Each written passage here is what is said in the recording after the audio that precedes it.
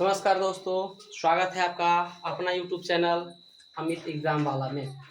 तो आज हम लोग क्लास 10th के लिए चैप्टर 1 से 10 मोस्ट वीवीआई ऑब्जेक्टिव क्वेश्चन आप लोग के लिए लेकर आए हैं। तो देर न करते हुए चलते हैं अपने प्रश्नों की ओर। तो आपका पहला क्वेश्चन है, निम्न में कौन सबसे छोटी प्राकृत संख्या है। तो जैसा कि आप लोग जानते हैं कि प्राकृत संख्या 1 से शुरू होती है और अनंत तक जाती है। तो आप लोग यहाँ पर देख पा रहे होइएगा कि 0 जो है आपका पूर्ण संख्या होता है, ये प्राकृत संख्या नहीं है। -1 आपका पूर्णांक में आता है, वो नहीं है। 1 जो है आपका सबसे छोटी प्राकृत संख्या है, तो इसलिए आपका 1 सबसे छोटी प्राकृत संख्या हो जाएगा। इसका आंसर 1 हो जाएगा। √12 का परिमेयीकरण गुणांक लिखे।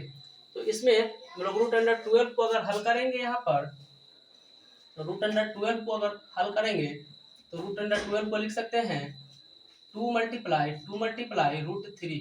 जब इसको हम लोग हल करेंगे तो 2 है, 2 टाइम्स 2 है, इसलिए 2 टाइम्स वाला रूट से बाहर हो जाता है, तो ये हो जाएगा 2 बाहर और √3 अंदर।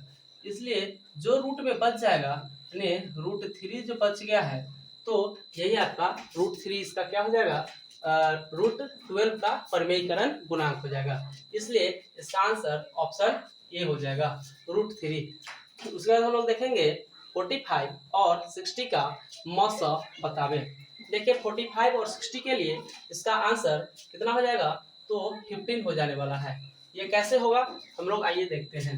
तो यहाँ पर हम लोग देखेंगे कि 45 को अगर तोड़ते हैं तो 45 को 3 × 5 लिखा जा सकता है, और 60 को हम लोग लिख सकते हैं, तो 60 को लिख सकते हैं 3 × 2 × 5 लिख सकते हैं। तो 3 × 5, तो 3 × 9 और 9 × 5 45, 3 दूनी 6, 6 दूनी 12 और 12 × 5 7।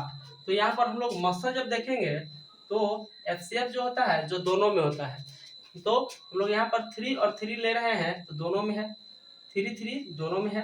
फिर उसके बाद ये 3 इसमें है, इसमें नहीं है, तो 3 आपका नहीं आएगा आंसर। अच्छा, ये 2 इसमें है, इसमें भी नहीं है, तो नहीं होगा। लेकिन ये 5 इसमें भी और 5 इसमें भी है, इसलिए 5 आपका हो जाएगा। तो दोनों को मल्टीप्लाई करते हैं तो 3 5 जा हो जाएगा 15।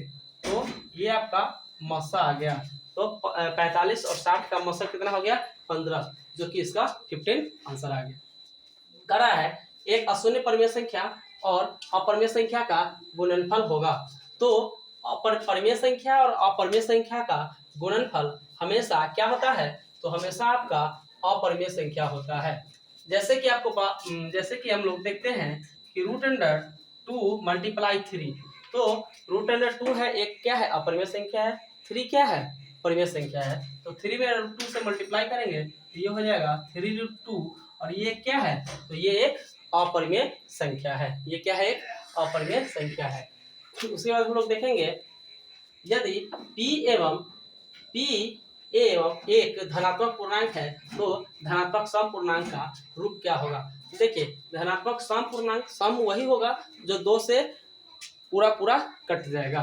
तो 2 से कटने वाला आपको सिर्फ और सिर्फ कौन दिख रहा है, तो ये आपको 2 दिख रहा है, 2p। जैसे कि हम कोई भी डिजिट ले करके, जैसे कि हम लोग देखते हैं, तो अगर मान लीजिए कि हम लोग 1 लेते हैं, तो p के साथ क्या करेंगे, 1 लेते हैं, p = 1 लेंगे, तो क्या होगा, तो 2p का मान क्या होगा, तो 2 × 1 = 2, यानी कि क्या हो गया, ये भी आपका सम संख्या हो गया। तो ये आपका p + 1 ये आपको विषम हो जाएगा, ये भी विषम हो जाएगा, और ये भी आपका विषम हो जाने वाला है। किसी धनात्मक पूर्णांक q के लिए धनात्मक विषम पूर्णांक का रूप क्या होगा। तो धनात्मक विषम पूर्णांक यानी कि विषम पूर्णांक आपको चुनना है।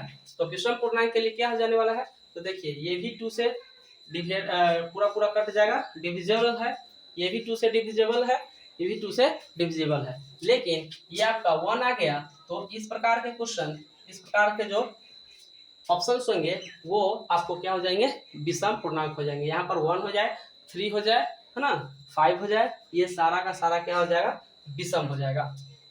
फिर इस प्रकार के क्वेश्चन पूछे जाते हैं कि संख्या 2.13 डॉट डॉट डॉट, यानी इस प्रकार से अगर संख्या का बार बार रिपीटेशन हो तो वह संख्या भी क्या होता है, तो जब संख्या बार बार रिपीटेशन होता है तो ऐसी संख्या हमेशा अपरिमेय संख्या होता है।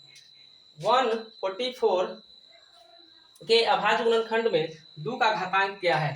जब हम लोग इसको 144 को हम लोग तोड़ेंगे तो ये हो जाएगा 2, तो 7 2, ये हो जाएगा 2 से तो 36, ये हो जाएगा 2 से तो 18, फिर ये हो जाएगा 18 को तोड़ेंगे तो 2 से ये 9 और ये 3 से 3 3 जा और ये 3 से 3 1 जा। तो इस प्रकार से हम लोग 144 इज इक्वल टू लिखेंगे तो देखिए 1 2 3 4, यहाँ हो जाएगा 2 के पावर 4 अब मल्टीप्लाई 3 कितना है, तो 3 आपको 2 टाइम्स है। तो देख सकते हैं हम लोग, तो 2 का घातांक कितना आ रहा है, तो हमको 2 का घातांक पूछ रहा है, तो 2 का घातांक हो जाएगा आपका कितना 4, तो आपका 2 का घातांक कितना आ जाने वाला है 4। तो 144 के अभाज्य गुणनखंड में 2 का घातांक आपका 4 आ गया। नेक्स्ट क्वेश्चन की बात करेंगे हम लोग, निम्न में कौन अभाज्य संख्या है। देखिए अभाज्य संख्या वह संख्या होती है जो 1 से कटता है और स्वयं से कटता है, वह अभाज्य संख्या होता है।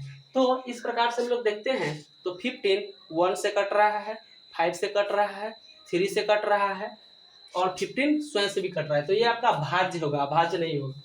23 1 के टेबल में आता है और स्वयं यानी 23 के टेबल में ही आएगा, दूसरा के टेबल में नहीं आएगा, इसलिए यही आपका अभाज्य संख्या हो जाने वाला है।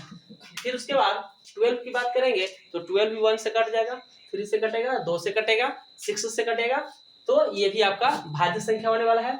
75 ये भी आपको 5 से कटेगा और 15 से कटेगा, 75 से भी कटेगा, तो ये भी आपका क्या है भाज्य संख्या, और आपसे पूछा जा रहा था सिर्फ अभाज्य संख्या, इसलिए 23 क्या हो जाएगा आपका अभाज्य संख्या हो जाएगा। नेक्स्ट क्वेश्चन नंबर 10 की बात करते हैं हम लोग। तो ए और बी सह अभाज्य है तो लसह बतावे। तो देखिए ए और बी अगर सह अभाज्य है तो सह अभाज्य का लसह क्या होता है, तो लसह हो जाता है ए मल्टीप्लाई बी, यानी a cross b equal to a b, यानी ए में बी से मल्टीप्लाई करेंगे तो हो जाएगा ए बी। अगर यहीं पर आप लोगों से पूछ दिया जाता कि ए और बी सह अभाज्य है तो मौसा क्या होगा, तो अगर मौसा पूछा जाता तो मौसा इसका आंसर 1 हो जाता। तो इस प्रकार से हम लोग मोस्ट वीवीआई ऑब्जेक्टिव को देखें, और इसी प्रकार से 10 ऑब्जेक्टिव और भी आपको चैप्टर 1 से देखने को मिलेंगे। तो इस प्रकार से अगर आपको वीडियो अच्छा लगे तो चैनल को सब्सक्राइब और वीडियो को लाइक जरूर करें। धन्यवाद।